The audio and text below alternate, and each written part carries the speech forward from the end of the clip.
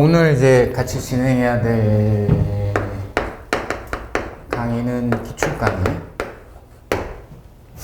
기출문제 이제 풀이를 할 거고, 이제 사전에 좀 공지해 드린 게 있으니까 아시겠지만, 변리사 이제 기출문제 총 12개년을 해놨으니까 120개. 요거를 하면서, 그 다음에 이제 기출과 관계해가지고는 교재에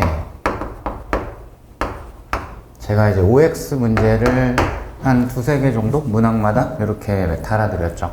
그거 가지고 이제 특히 이제 취약한 개념 같은 경우에 5개념이 없게끔 그렇게 정리를 해 드릴 거고, 문제풀이 하는 과정 중간중간에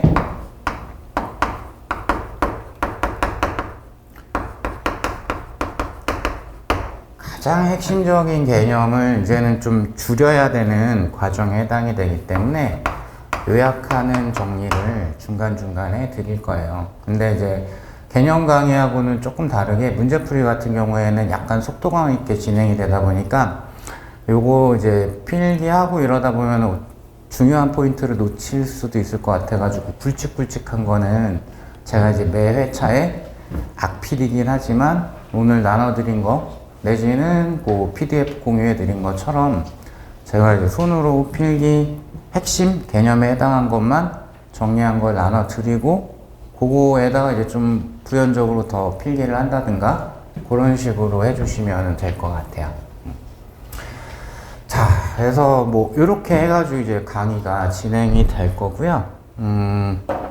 그리고 이제 다음 과정 같은 게 8월에 진행하는 문제풀이는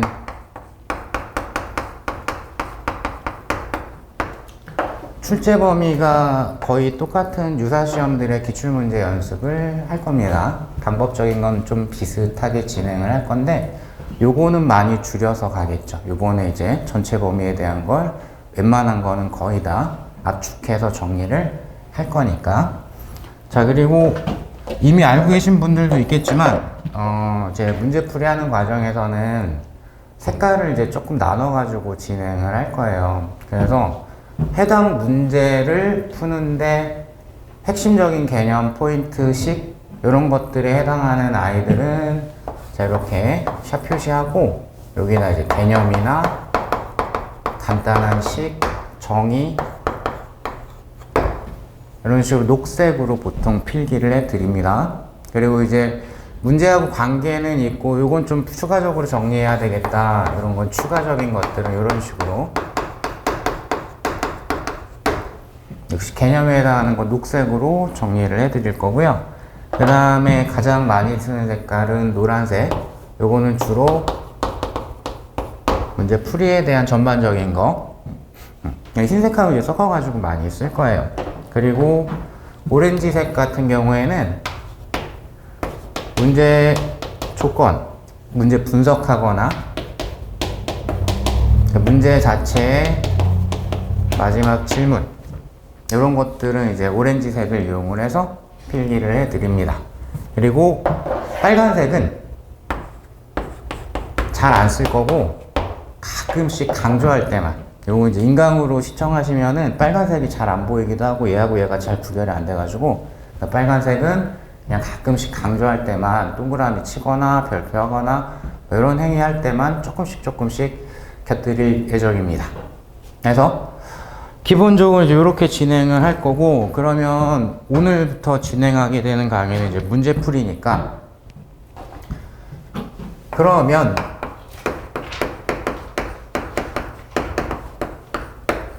물리 문제 푸는 것의 핵심은 물론 다른 과목과 거의 대동소이할 겁니다. 잘 읽으신 다음에 잘 푸시면 되죠. 그리고 이제 다행인 건 물리 지문은 우리 시험의 특징이기도 하고 물리 자체의 특징이기도 하고 좀 짧습니다. 시험 문제 자체는 짧기 때문에 오독하거나 이런 케이스는 별로 없으실 거예요. 대신에 이제 읽으실 때 잘 읽으셔야 되는데 이때 이제 조금 중요한 게 물리 문제는 한 70, 80%의 비율로 그림이 등장을 해요. 그리고 그림에 대한 설명들이 한글로 쭉 나와 있는 거고. 그래서 문제를 읽으실 때는 그림과 지문을 번갈아 보시면서 그러면 이제 보통은 한 90% 이상의 비율로 그림이 있으면 그림에 대한 설명이 쭉 있을 거예요. 그래서 그림에다가 눈도장을 빡 찍어주시면 되겠고, 그 다음에 요거는 이제 제일 잘 읽어야 되는 게 마지막 질문이죠. 뭘 물어보는가. 그래서 평소에 이제 습관 들이실 때 질문에다가 본인이 좋아하는 표시를 하시는 게 좋습니다.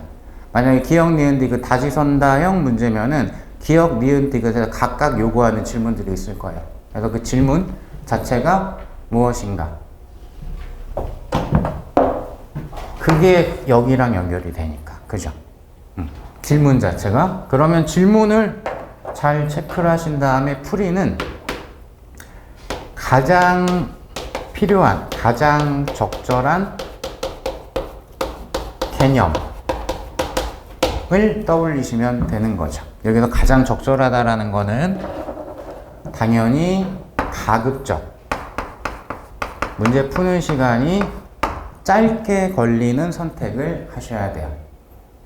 기본 강의 때도 말씀드렸지만 전자기학이나 파동이나 이런 파트들 후반부에, 그러니까 딱 절반으로 나왔을 때 뒤쪽에 있는 파트들 같은 경우에는 문제 자체의 풀이법이 되게 다양하게 있거나 이런 경우가 드뭅니다.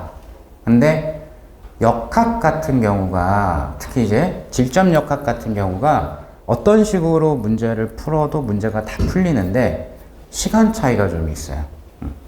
그리고 그 시간을 줄일 수 있으면 우리 시험에서는 상당히 많이 유리해요. 그래서 요 부분을 우리가 이제 집중적으로 많이 저랑 연습을 하시게 될 거죠. 그리고 이제 요거는 되게 당연한 얘기긴 한데 강의 중에도 굉장히 많이 강조를 했던 거, 사실 물리는 정의를 물어보는 변별력을 키우기 위해 가지고 그 정의 물어보는 과정에서 계산이 약간 수반이 되는 것 뿐이고, 물리 문제의 100%는 다 정의를 물어보는 거다. 문제 읽으실 때 지문에 있는 단어들에 대한 물리 용어로서의 정의가 이상한 걸로 가시면 안 돼요. 저랑 정리한 걸로 떠올리셔야 문제를 읽을 때 엉뚱하게 읽는 게 방지가 되실 겁니다. 그래서 요렇게 이제 한번 생각을 좀 기본적으로 해 주시면 좋을 것 같아요. 제가 숫자를 못 외워가지고 적어 왔는데 4, 37, 79.